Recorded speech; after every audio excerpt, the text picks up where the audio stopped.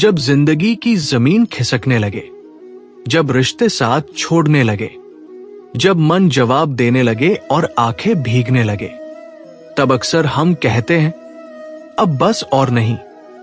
यही वो मोड़ होता है जहां से या तो हम टूट जाते हैं या कृष्ण से जुड़ जाते हैं।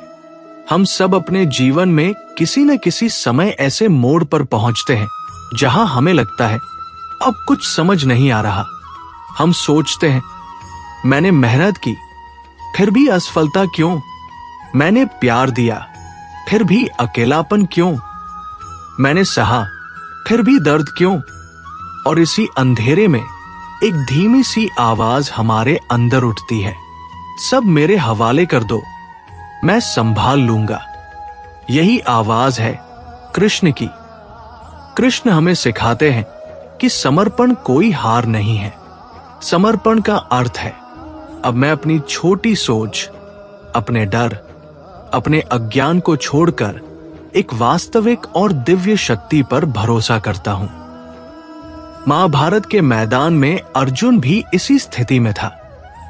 वो महान था, ज्ञानी था, योद्धा था, पर जब मन डगमगाया तो उसने कृष्ण से कहा अब आप बताइए मैं क्या करूं। यही था समर्पण का क्षण और यहीं से उसकी विजय की शुरुआत हुई। कृष्ण कहते हैं तू कर्म करता चल, फल की चिंता मुझ पर छोड़ दे। मतलब जो चीज हमारे हाथ में नहीं है उसका बोझ उठाना छोड़ दो। जिसे तुम नहीं बदल सकते उसे मेरे हाथों सौंप दो।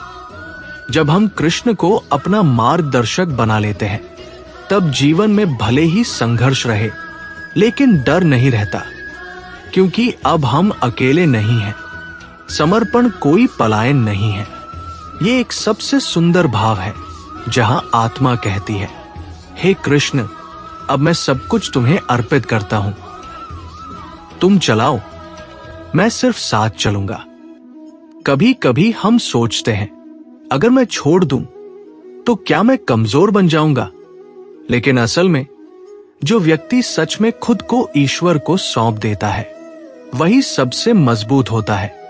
कृष्ण के प्रति समर्पण का अर्थ है हर परिस्थिति में स्थिर रहना, हर दुख में यह विश्वास रखना कि इसके पीछे भी कोई बड़ी योजना है, हर असफलता में यह देखना कि शायद ये मार्ग नहीं लेकिन मंजिल अब भी बाकी है। जब हम अपने मन का बोझ कृष्ण के चरणों में रख देते हैं तो मन हल्का हो जाता है।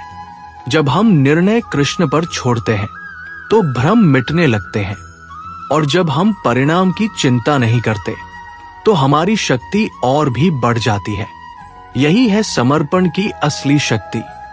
जैसे नदी खुद को समंदर को सौंप देती है, जैसे फूल खुद को धूप और हवा के हवाले करता है, वैसे ही जब हम खुद को कृष्ण के हवाले कर देते हैं तो जीवन में एक नई तरलता, एक नई सरलता आ जाती है। समर्पण कोई शब्द नहीं, ये एक अनुभूति है। ये वो एहसास है जहां हर सवाल का उत्तर सिर्फ एक होता है, जो हो रहा है वो ठीक हो रहा है क्योंकि अब कृष्ण साथ है। अगर ये विचार आपके मन से जुड़ा हो, अगर इस भावना ने आपके अंदर कुछ हिला दिया हो, तो इस यात्रा में हमारे साथ जुड़े रहिए। कृष्ण के ज्ञान से आपका मार्गदर्शन, यही है मन का मार्गदर्शन।